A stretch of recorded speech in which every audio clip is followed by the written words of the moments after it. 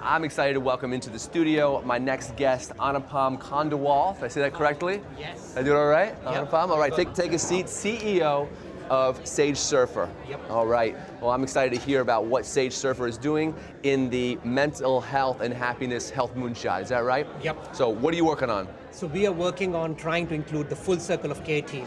So the idea primarily is, can we collaborate not only just between a provider and a client, but bring everybody ecosystem together, give all the personalization and context to the communication, and provide the right level of productivity to create sustained engagement and proactive interventions. Why, I've heard a number of people talk about care coordination. Why did you feel like that was a problem worth tackling?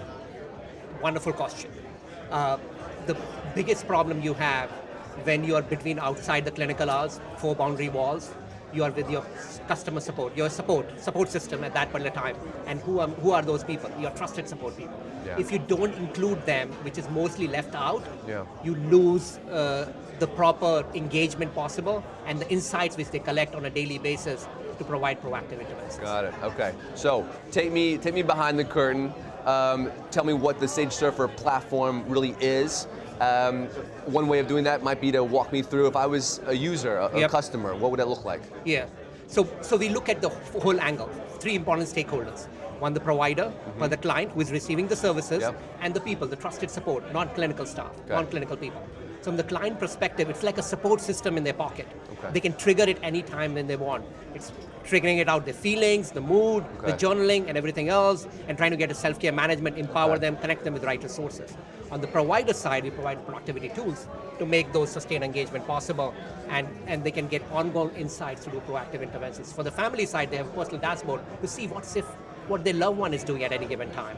And they can intervene and provide those insights with the context behind it. So it's providing a more continuum of support outside the clinical hours. Got it. What has the response been like?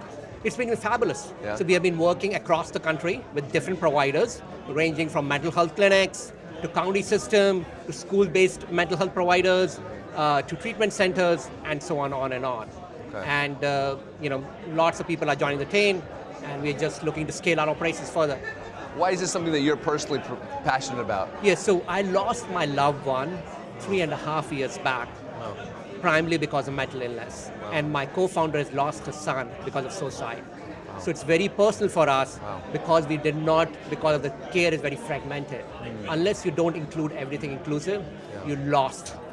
Lots of things fall through the crack. And that's what we're trying to do. We're not just trying to make a patient engagement between a provider and a client, but include the whole people together. How do you feel like the care coordination platform can help with destigmatizing some of these issues? And that's partly what makes it lonely, right? Yes. Yeah, so we are working with lots of different organizations like NAMI, National Association of Mental Illness, for suicide preventions and suicide survivors, where people are very siloed. They don't want to take any care whatsoever. Forget about technology. We're trying to take them from the full spectrum of isolated to where they are self-empowered and they can take care. So the whole spectrum of stuff which is done on our platform. Very nice, very nice. Okay, so here we are in the beginning of 2020. What are you most excited about for the next year? So 3 important things. So we just completed NSF, National Science Foundation, in last year, this 2019, and we are growing and scaling our operations. We're collecting lots of data across different websites, different customers and all.